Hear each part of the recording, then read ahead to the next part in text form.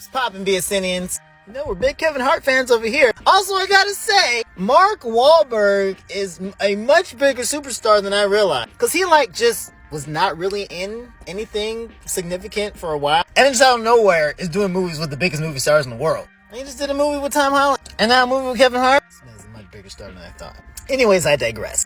Kevin Hart's done it again, y'all. This movie is legitimate good fun. If you guys saw Central Intelligence, this is kind of in the vein of that. Or even like Ride Along. Kevin Hart is really good, obviously, at comedic character. And doing stories that have enough stakes to kind of buy in, but it's humorous all the way through. This was just fun. The jokes landed, for the most part. It was 90%, 98% of the jokes landed, I would say. The acting, again, was believable. Kevin and Mark have great chemistry, which I actually did not know. And this is a movie that knew what it was. If y'all remember, a short while ago, Kevin also released a movie called The Man from Toronto. I do not think I did a video about that movie because it wasn't good.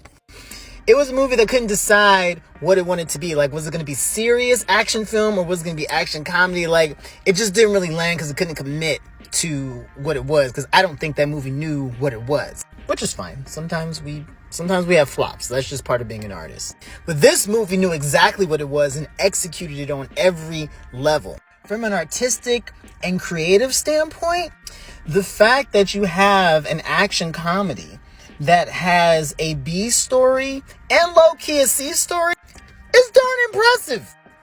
And there was a lot of foreshadowing that happened in the beginning that paid off in the end. This is a silly action comedy, my friend.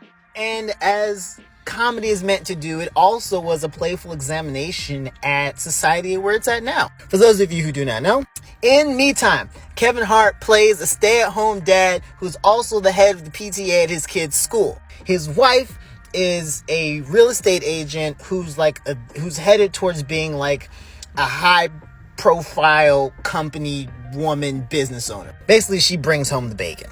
On a side note, his wife is played by Regina Hall. I forgot that that woman fine.